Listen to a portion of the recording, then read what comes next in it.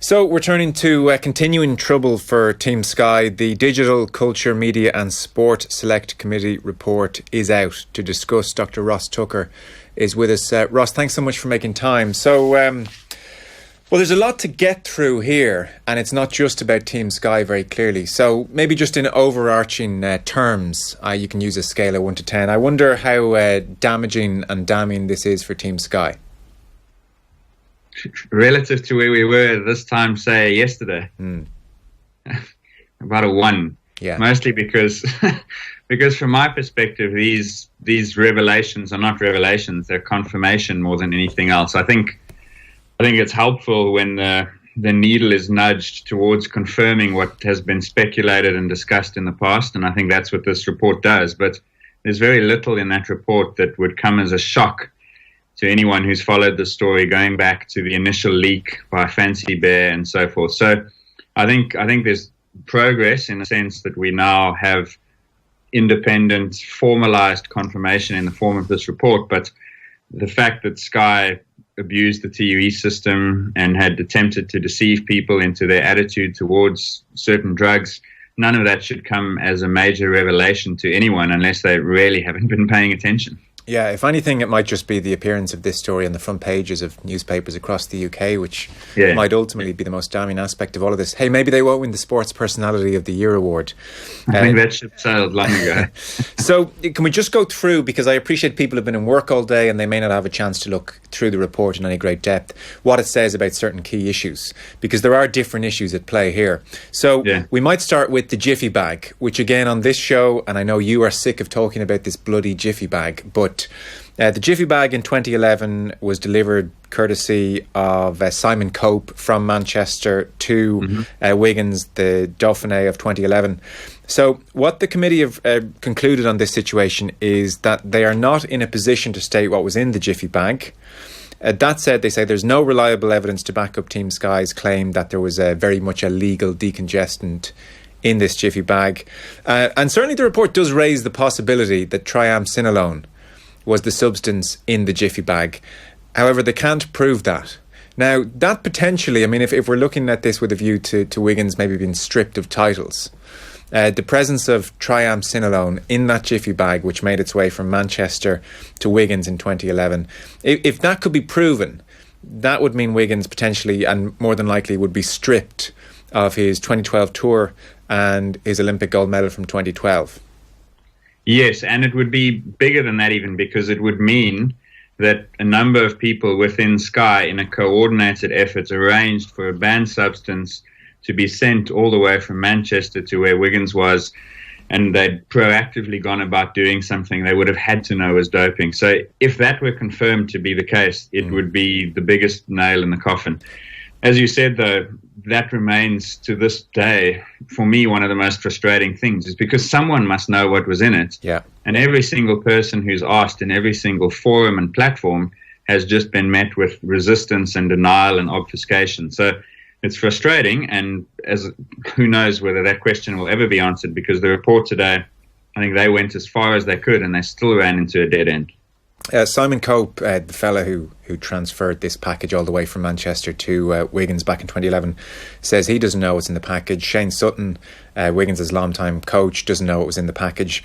Really, the only potential guy who might suddenly change this dramatically is Dr. Richard Freeman, the doctor who administered whatever substance was in that jiffy bag to Wiggins. Now, he hasn't testified. It seems his mental health is under a degree of pressure with all this going around, and he also lost the records, the medical records of Wiggins on a holiday in Greece in 2014, so that was unfortunate to say the least. I mean, short of Richard Freeman or someone else coming forward, it feels like the committee are incredibly sceptical here, but there's only so much they can do.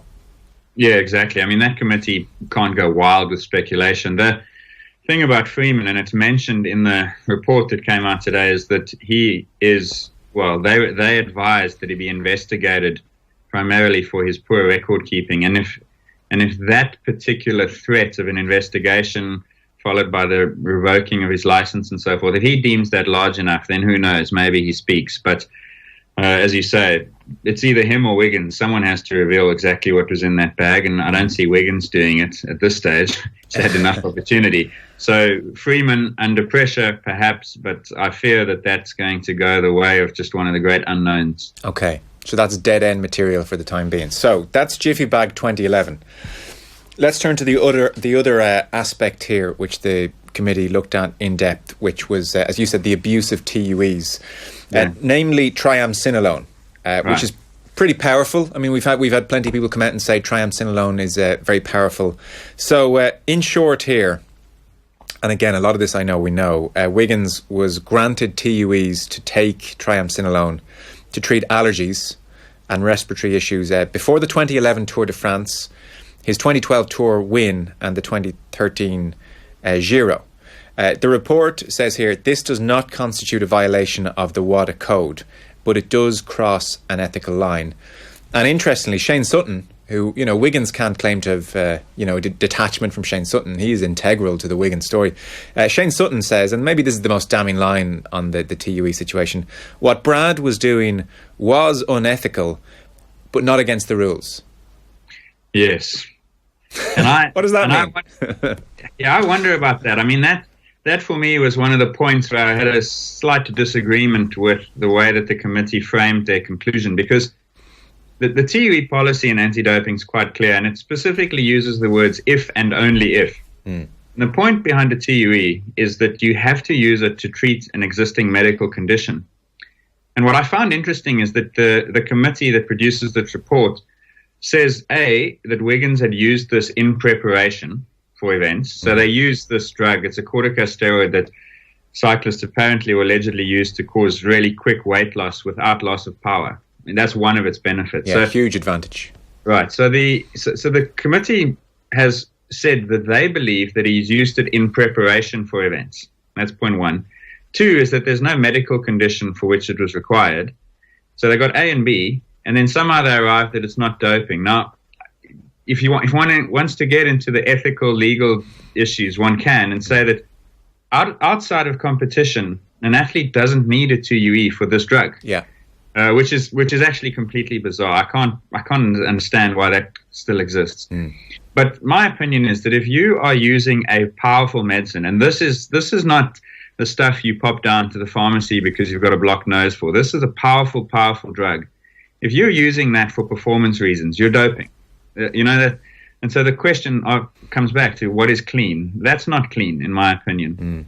If Wiggins has used it in competition, then it's even clearer. Then it's absolutely doping. So, I think they've let them off a little bit lightly there. And I think the thing that sticks to Sky as a consequence of this is that whether they're being unethical, that's the best case you can make. Yeah. And there's a good argument to be made that they've gone way beyond that into illegal. Page 29 on all these points. Page 29 of the report says that Wiggins may have been treated with triamcinolone, this corticosteroid we're talking about, on up to 9 occasions across a 4-year period. And they say it would be hard to know what possible medical need could have required such a seemingly excessive use of the drug. And then on page 32, we believe that this powerful corticosteroid was being used to, and you use this word, prepare Bradley Wiggins and possibly other riders supporting him for the Tour de France. The purpose of this was not to treat medical need, but to improve his power to weight ratio ahead of the race. And again, you do wonder what is where does an unethical meet absolute 100% doping violation? Yeah. I mean, I don't know. I mean, that is as damning as it could go, no? Yeah, exactly. And the answer to your question there is it's unethical, not illegal, simply because you didn't need a TUE for it. And so because it was out of competition. In theory, we don't know whether all 9 of those doses were used out of competition. The one dose in question was potentially used straight after a race, so it wasn't. It was in competition. But that's the crux of the matter: is it clean? Are you clean when you are using a banned drug for performance-enhancing reasons without any medical need for it? In my opinion, that's not clean. We had Matt Lawton from the Daily Mail on the OTBAM show this morning, who obviously has done great work on this story and really got the wheels moving after the Fancy Bears hacking situation. He said he wasn't too sure who this anonymous source is, but there's an anonymous source that the committee are using, and is pretty damning content. So the anonymous source says that Wiggins and a smaller group of riders trained separately from the rest in the build-up to the 2012 season, which obviously was a good season for Wiggins, and says that Wiggins and those riders were using corticosteroids before the 2012 season beyond the requirement for any TUE. So, I mean, that source is an interesting one. We don't know too much more about it. Right, and actually, having said a minute or two ago that there was nothing new in this report, the one thing that was new is that area, and the fact that Wiggins allegedly had 9 of these doses given to him. In 4 David years. Miller is quoted in the report saying that you need 1 a season as an elite cyclist, and Wiggins has had 9 over 4 years. So that's going way above even what guys like Miller and Rasmussen would have used. And then the other one is the small group of guys. Who were they? And why does that information not come out? Now, I know why it is. It's because just because they're parliament doesn't mean they're not subject to the same legal restrictions. But reading between the line and seeing what that anonymous source has given them, I suspect that there's a lot that was not put into that report. And perhaps the next installments is further revelation around what those things are and who else was involved. Because you might recall also, I forget when it was, but there was an allegation, perhaps confirmed, that Sky had ordered dozens of these doses of this corticosteroid. And so now we've accounted for 9 of them. Well, where did the other 30, 40, 50 go? So there's a lot yet to be discussed and revealed, I think. Yeah. I feel like we should let that question you've just asked hang for a few minutes. And also there is ongoing an investigation into how a batch of testosterone patches ended up in Manchester at the British Cycling headquarters. And they the best, I don't want to say excuse, the best reason they've given is that the order was sent there mistakenly. The company who delivered the order have not yet confirmed that it was a mistake. Yeah. Again, crazy stuff. Bradley Wiggins' reaction, I mean, that unless there's anything else, that's kind of a good gist to what's in the committee report today. Feel free to add anything else you think is important. But Bradley Wiggins has described these allegations as sad, and it's terrible that people can say these things about you, and Team Sky have refuted. I mean, the definition of refute, it kind of tickles me. They can refute these allegations, but they claim to have anyway. So you wonder where it leaves them. You wonder where it leaves Brailsford. Certainly some of the big hitters in the UK press are calling for his resignation.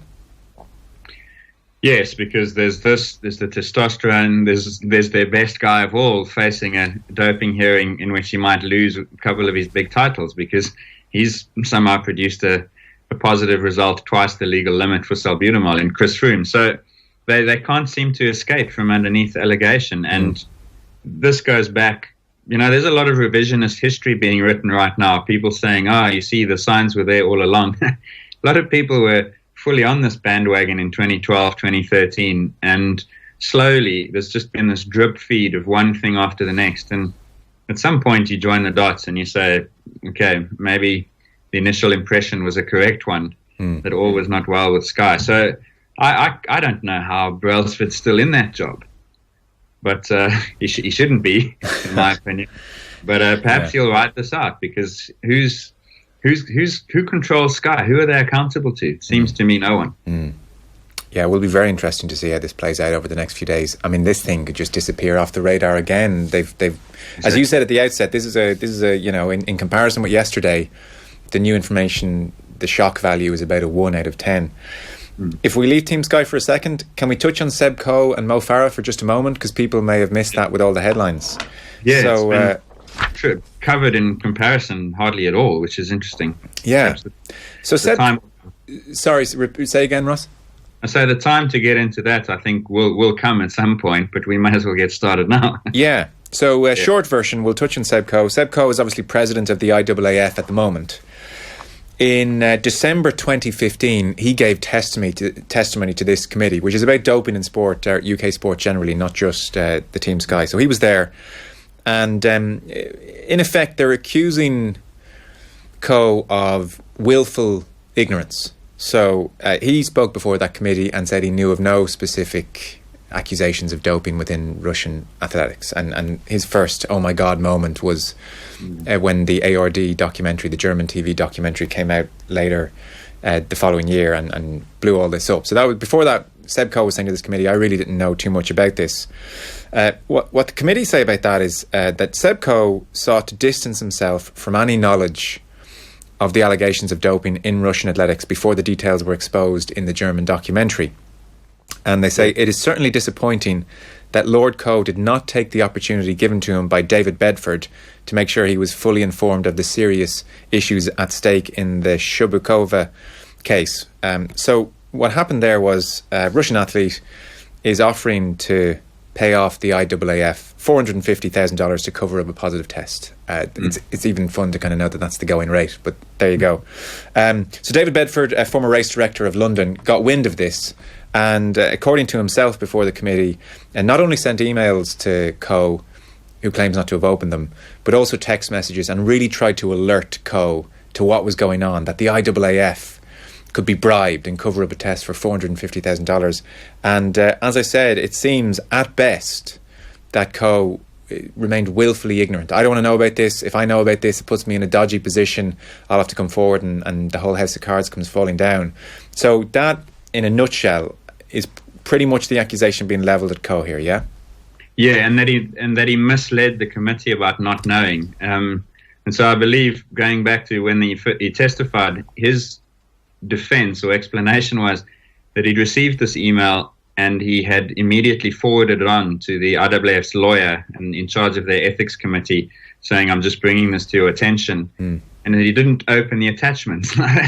You have to believe that Sebastian Coe is uniquely incurious to not open the attachments on what he has to know as a guy in the sport at that time is the sport's biggest threat. And you're the custodian of that sport and you're not curious about what's in the attachment. I mean, for all he knew, the attachments implicated him, and he just blindly sends it on to the lawyer.